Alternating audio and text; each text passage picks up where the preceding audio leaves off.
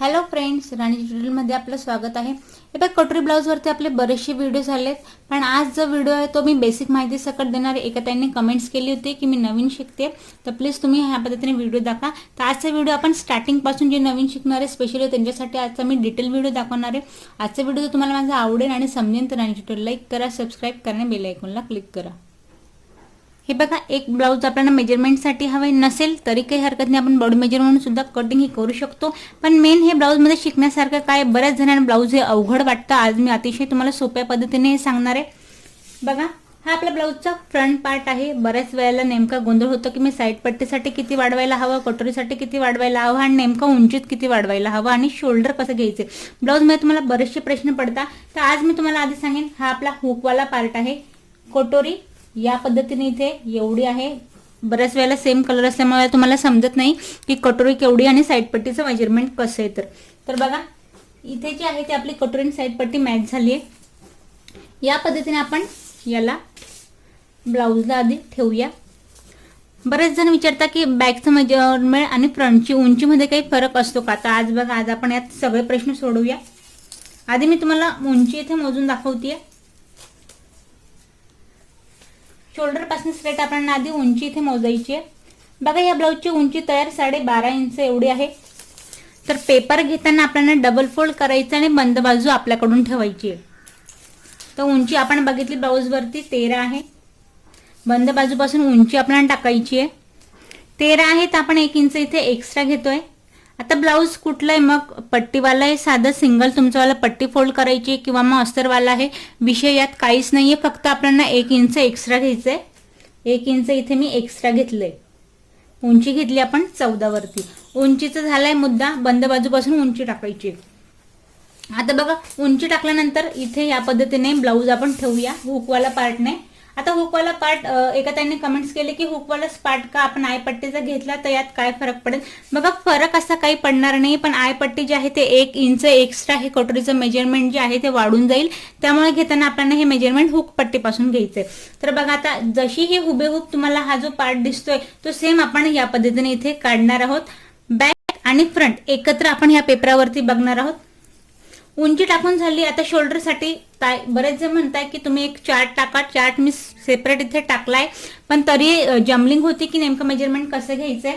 तर बघा, शोल्डर पासून टेप सरळ ठेवायचंय आणि गळ्याच्या मेजरमेंट पर्यंत आपल्याला इथे शोल्डर किती टाकायचं याचं आपल्याला रेडी मेजरमेंट भेटतंय. बघा, इथे 5 वरती एक बॉक्स रेडी होतोय. काहींना जर असं नसेल जमत तर मी शोल्डर वरती चार्ट दाखवलाय की तुम्ही कुठल्या साईडसाठी किती गळा घ्यायचा आहे किंवा मग शोल्डर घ्यायचंय. तर बघा, इथे जे शोल्डर आहे ते घेतले 5 इंचावरती. तर 5 जे मला रेडी मेजरमेंट भेटलंय तिथे मी 5 वरती एक पॉइंट देते. आता बघा, इथे ब्लाऊज मध्ये मुंडाचं शोल्डरचं मुंड झालंय. आता मुंडाविषयी जो प्रश्न आहे, फ्रंटचं मेजरमेंट हे तुम्हाला वेगळं दाखवेन आणि बॅकचं जे आहे ते मेजरमेंट इथे वेगळं दाखवेन. कसं हे पाहूया. हा जो आहे हा पाठीमागचा पार्ट आहे. तर पाठीमागच्या मुंड्याची उंची आधी आपण पाहूया. शोल्डर पासून टेप सरळ ठेवलाय.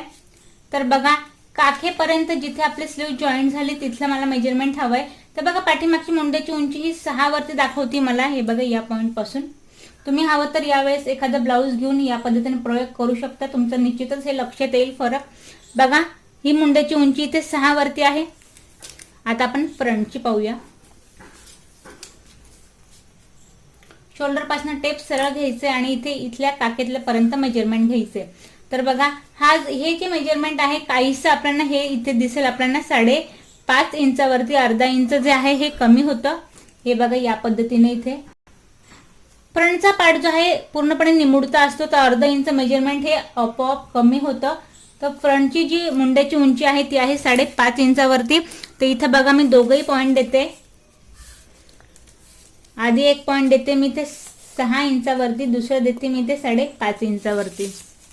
सेपरेट 2 पेपर कटिंग न करता मी तुम्हाला एकामध्ये दाखवते. तुम्ही पात्र पेपर कटिंग करताना इथे डबल फोल्ड पेपर घ्यायचा आहे आणि सेपरेट दोघंही पार्ट काढायचे.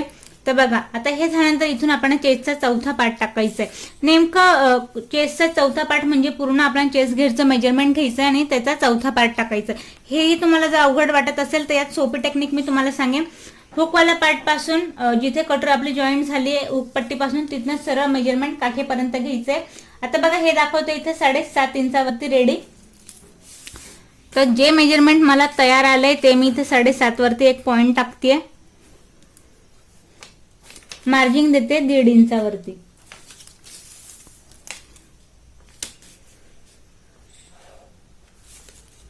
आता त्यानंतर टाकायचंय मला इथे कमरेचं मेजरमेंट.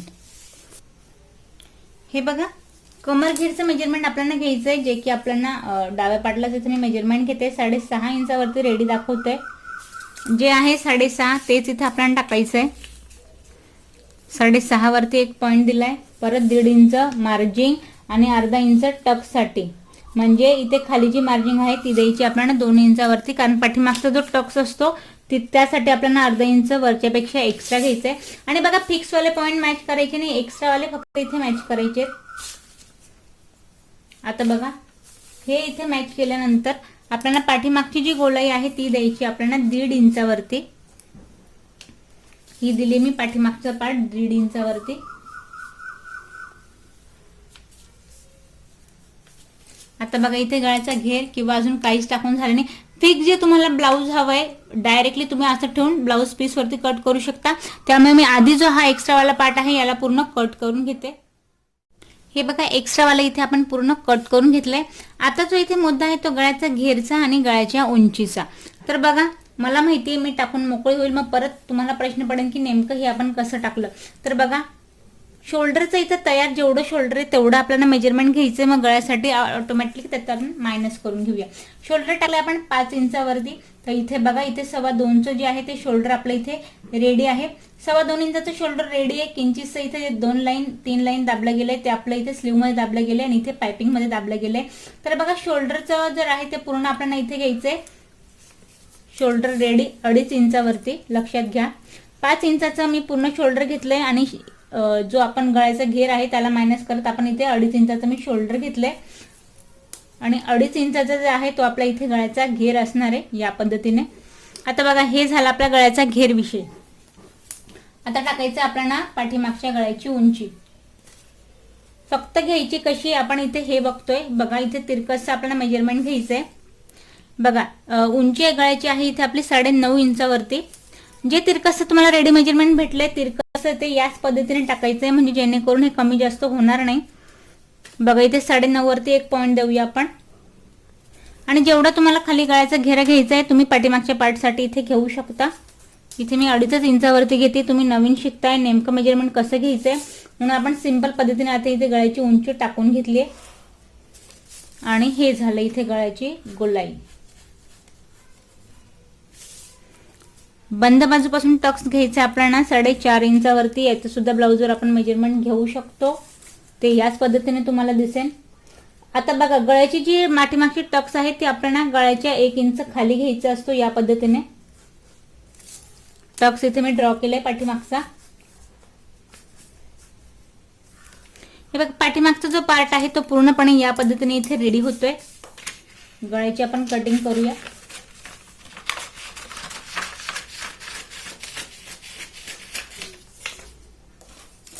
हे बघा पाठीमागचा आता मी हे या पद्धतीने ठेवलंय. तर पाठीमागचा पार्ट या पद्धतीने आपण इथे ठेवलाय. 1 इंच एक्स्ट्रा घेतलंय जो की आपला खाली जातोय. या पद्धतीने इथे गळा येईल.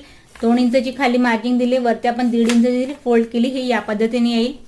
पाठीमागचा पार्ट पूर्ण रेडी आहे. आता आपण पाहूया फ्रंट पार्ट. आता बघा इथे परत आपण पेपर घेतलाय. मी सांगेन तुम्हाला डबल फोल्ड पेपर इथे घ्यायचा आहे जेणेकरून आपले 2 पार्ट इथे रेडी होतील. लक्षात घ्या. मी या पद्धतीने तुम्हाला दाखवते म्हणून सिंगल घ्यायचं नाहीये. बरे तुम्ही जर कापड कटिंग सिंगल जरी केली तरी चालेल, पण कापडाची घडी मात्र तुम्ही डबल घ्या जेणेकरून असं ओपन केल्यावर आपले दोघे पार्ट इथे रेडी होतील. तुमच्या लक्षात येण्यासाठी ज्यांना नाही समजले त्यांच्यासाठी परत एकदा डेमो करून दाखवते मी. हे बघा आता जी आपण कटिंग केली हा पाठीमागचा पार्ट आहे जो की मी या पद्धतीने ठेवलाय. जर याला आपण बंद बाजूपासून मी डबल कापड घेतला असता ओपन केला असता तर आपण या पद्धतीने डबल आपला आला असता. या पद्धतीने दोघे पार्ट इथे रेडी झाले असते. तर बघा हे झाले पाठीमागचा. आता बघा फ्रंट पार्ट मध्ये शिकण्यासारखं आहे ते कटोरी ब्लाऊज मध्ये तुम्हाला फार अवघड वाटतं. आज मी तुम्हाला फार सोपं करून हे सांगणार आहे. बघा इथे आपण डबल फोल्ड पेपर घेतलाय आणि परत जो पाठीमागचा पार्ट आहे तो मी इथे या पद्धतीने ठेवतेय. हे ठेवल्यानंतर आता तुमच्या लक्षात आलं असेल की उंची तर इथे आपण आहे तेवढीच इथे घेतोय.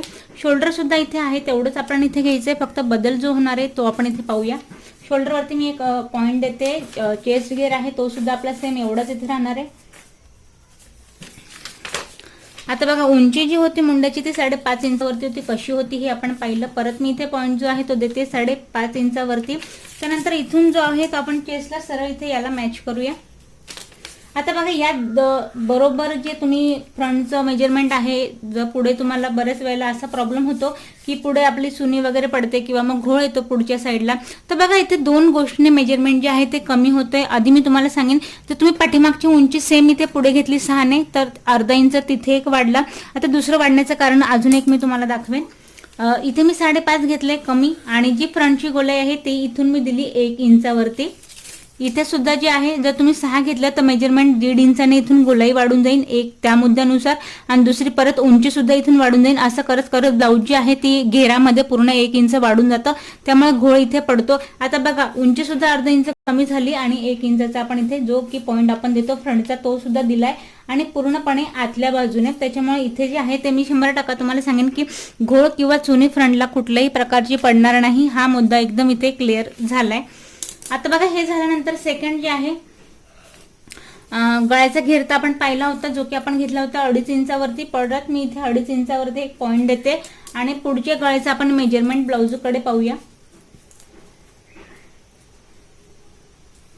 शोल्डर पासून टेप जसं पाठीमागच्या गळ्याचं मेजरमेंट घेतलं तसं फ्रंटचं घ्यायचंय. तर बघा रेडी जो गळा आहे इथे तो आहे 6.5 इंचावरती. या पद्धतीने या पट्टीपर्यंत जे मेजरमेंट दाखवते आपल्याला ते घ्यायचंय. 6.5चा गळा इथे रेडी आहे. तर परत जे मेजरमेंट आहे तिरकसं आपण टाकूया 6.5 इंचावरती. पुढच्या गळ्याचा घेर इथे आपण घेऊया 2.5 इंचावरती. हवं तर तुम्ही 3 घेऊ शकता, पण यापेक्षा जास्त मोठा घेरा घेऊ नका. पुढच्या साईडला ते चांगलं वाटणार नाही. पाठीमागे हवं तुम्ही घेरा कितीही मोठा इथे घेऊ शकता तुमच्या इच्छेनुसार, पण फ्रंटला मात्र तुम्ही अर्धाच इंच गळ्याचा घेर वाढवायचा आहे जेणेकरून दिसायला ते छान दिसेल. तर बघा गळ्याचं आपण बॉक्स बनवलाय, हलकीचीच आपण गोलाई दिली. आता बघा हे तर नॉर्मल ब्लाऊज सारखं झालं. आता मेन जी जमलिंग होती ती आपली कटोरीमध्ये आणि साईड पट्टीच्या मेजरमेंटमध्ये. तर परत आपण ब्लाऊजकडे वळूया. बघा इथे मी चॉकने ड्रॉ करून घेतला. हा काखेतला पार्ट आहे, कटोरी साईड पट्टी जॉईन झाली तिथला पार्ट आहे आणि कटोरी ही आपली इथे एवढी आहे. तर आधीचं मेजरमेंट घ्यायचं आहे आपल्याला, ते साईड पट्टीचं मेजरमेंट घ्यायचंय.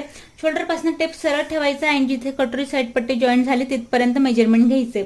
तर बघा हे जे आहे इथे रेडी दाखवते आपल्याला साईड पट्टीची उंची इथे 9.5 इंचावरती. तर इथे 9.5 आहे. तर इथे आपल्याला टाकताना यात अर्धा इंच एक्स्ट्रा घ्यायचं, जास्त याच्यात एक्स्ट्रा घ्यायचं नाहीये. टक्स पॉईंट हा चेस्टचा 10 इंचावरच असतो.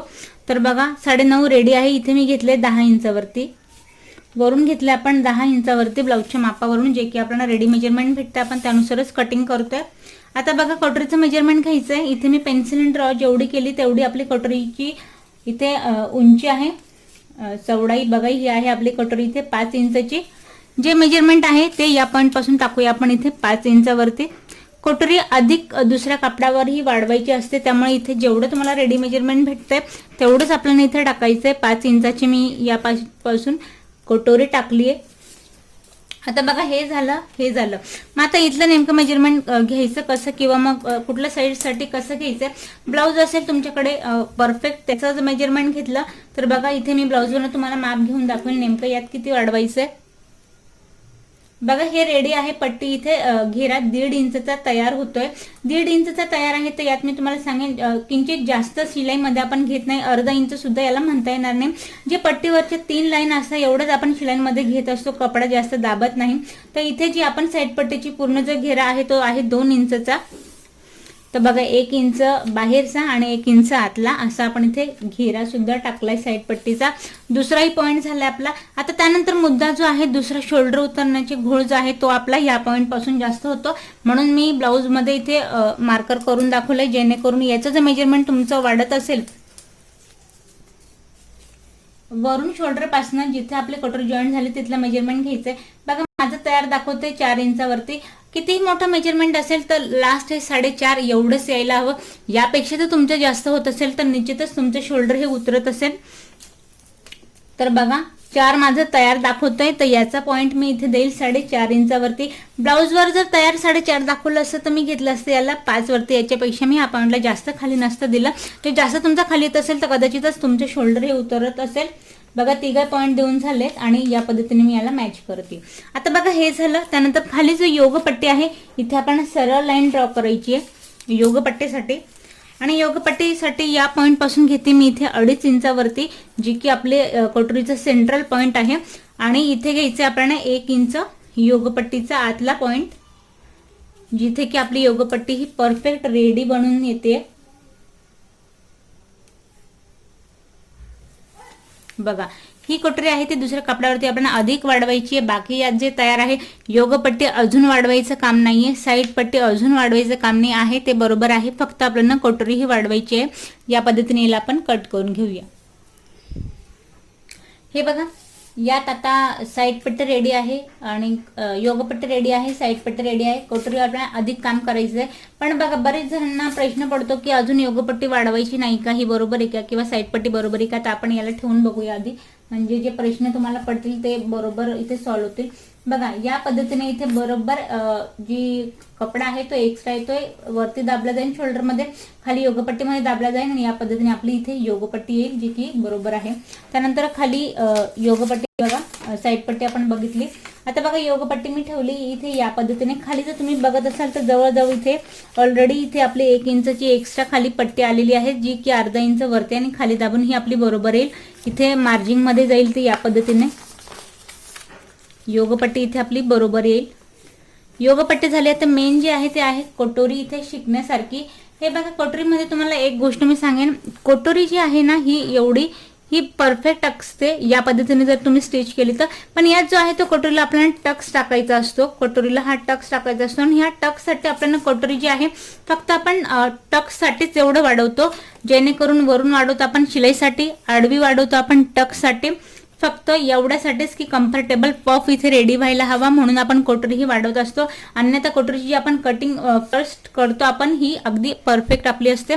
तर बघा हिला आपण कशी वाढवणार आहे हे आपण पेपरावर पाहूया. हे बघा इथे आपण एक पेपर घेतलाय.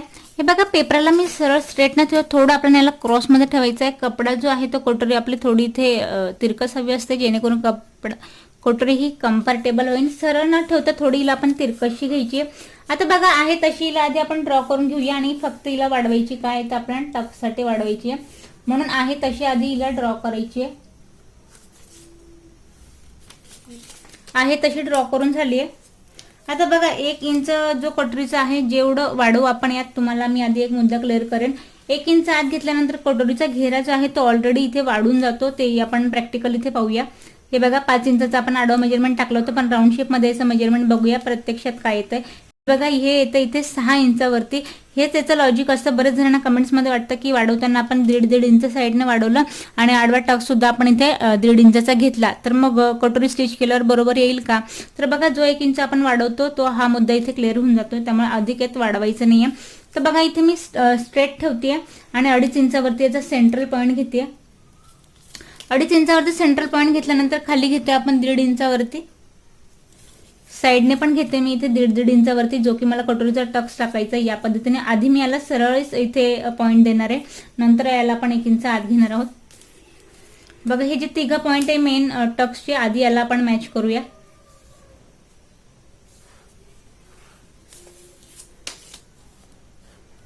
आता बघा हे 3 पॉईंट मॅच झाल्यानंतर इथे जे आहे ते आपण फक्त शिलाईसाठी वाढवायचे, बाकी एक्स्ट्रा यात काहीच घ्यायचं नाही. जेवढी शिलाई पडेल एवढंच इथे वाढवायचं आहे आणि या पद्धतीने घेरा इथे द्यायचा आहे.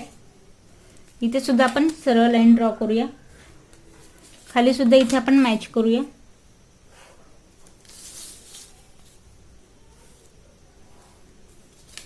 आता बघा या पद्धतीने आपली कटोरी तर पूर्ण इथे ड्रॉ करून झाली आहे. आता बघा हिला मी सरळ दिली होती, पण इथे जो 1 इंच तुम्हाला दिसतंय इथे वरती गेले, तर सेम परत इथे सुद्धा मला तेच काम करायचं. इथे 1 इंच आपण आत घ्यायचंय आणि हा पॉईंट इथे मॅच करायचा आहे या पद्धतीने. आणि उभा जो टक्स आहे तो देऊया आपण इथे 3 इंचावरती. उभा टक्स घेतलाय मी इथे 3 इंचावरती. आडवा जो मी वाढवला तोच परत घेणार आहे. 1.5 इंच मी साईडने इथे वाढवतीये. हे बघा या पद्धतीने हा झाला आपला आडवा टक्स. आडवा टक्स जे वाढवलं तेच ऍड केलं तरी सुद्धा बरोबर कटोरी ही येते, मी तुम्हाला आधीच सांगितलं.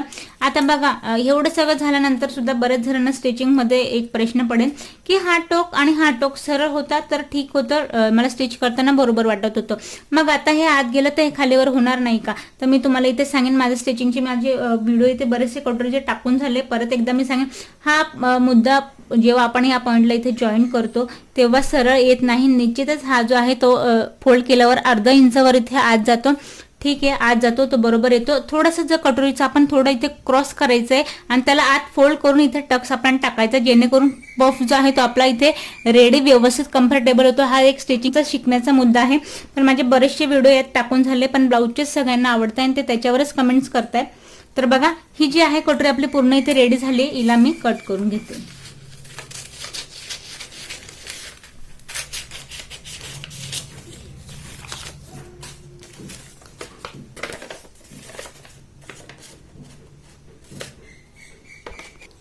हे बघा कटोरी आपली इथे कट करून झाली आहे. जिथे मी लाईन ड्रॉ केली तिथे या पद्धतीने आपल्याला टक्स टाकायचा आहे. टक्स टाकल्यानंतर या पद्धतीने आपली कटोरी इथे रेडी होणार आहे. हे बघा ही परफेक्ट इथे येईल स्टिच केल्यानंतर. कटोरी आपली या पद्धतीने इथे रेडी होणार आहे. कटोरी ही कटिंग आपली करून झाली आहे. स्लीवसाठी माझे सेपरेट बरेचसे व्हिडिओ टाकून झाले, त्यामुळे आपण यात स्लीवची कटिंग बघत नाही. या व्हिडिओत मी तुम्हाला सविस्तर कटोरी आणि साईड पट्टीचं कटिंग कशी करायची बेसिक सांगण्याचा प्रयत्न केला आहे. जर तुम्हाला आजचा माझा व्हिडिओ आवडला असेल आणि समजला असेल तर व्हिडिओ लाईक करा, सबस्क्राईब करा, बेल आयकॉनला क्लिक करा.